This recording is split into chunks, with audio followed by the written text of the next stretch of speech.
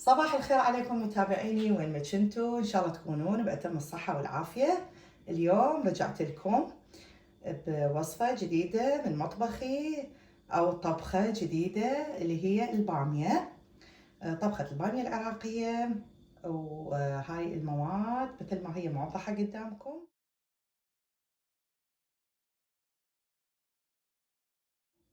عندنا بامية واللحم المكونات الرئيسية، والثوم ومعجون الطماطة. ابقوا وياي بنات. بدينا حمسنا الثوم ويا اللحم. طبعا من احمس اني احط شويه زيت زيتون، دائما احب اتبع الطريقه يعني الصحيه بالطبخ، فخليت زيت الزيتون اللي هو الخاص بالطبخ. وراح حمست اللحم ويا الثوم تحميس بسيطه، بس احنا شويه نحب نشوحه اكثر، هيك نحب اللحم ويا الثوم. وعندي هذا مي اللحم الباقي، اذا ما هو قادرين شويه هم تشملين مي. بس هسه حمسنا اللحم والثوم، وراح هسه نخلي الباميه والمعجون الطماطه هم عليه.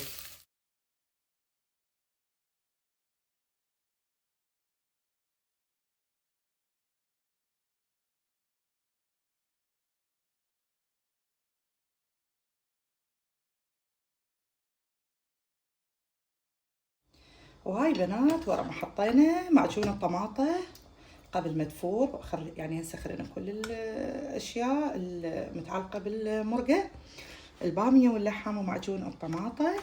وقبل ما يفور ادي اني شويه اضافه بسيطه، وهي كلها تعتمد حسب الرغبه وحسب ما متعوده ام البيت. ادي شويه احط معجون الطماطه مع معجون البابريكا او معجون الفلفل الحلو.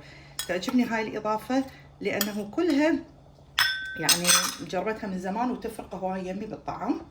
وعندي البهارات، اكو ناس ما تخلي اي نوع بهارات، انا يعجبني احط هذه البهارات: الفلفل الاسود، الكمون، الفلفل الاحمر البارد، وعندي الملح، هذه هم نخليها.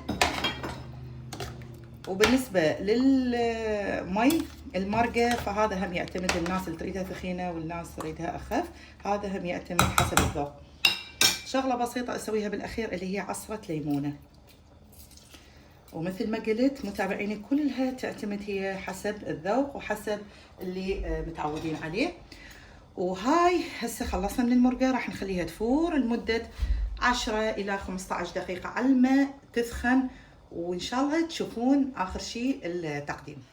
وهاي متابعيني الخطوة الأخيرة اللي هي قدمنا هسه بيها البامية ويا التمن الأبيض. حبيت أقدمها بهاي الطريقة، يعني ما قدمتها بطريقة ثردة خبز وتمن وبعدين بامية، حبيت أقدمها بهاي شوية الطريقة المختلفة ويا الطرشي.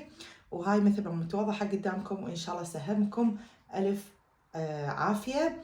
وإذا إن شاء الله عجبتكم طريقتي، لا تنسوني بنات او المتابعين بالاشتراك والدعم ولايكاتكم الحلوه. ملتقاي وياكم بفيديو قادم، وان شاء الله لحد ذاك الوقت تكونون بخير وصحه وسلامه. شكرا لكم.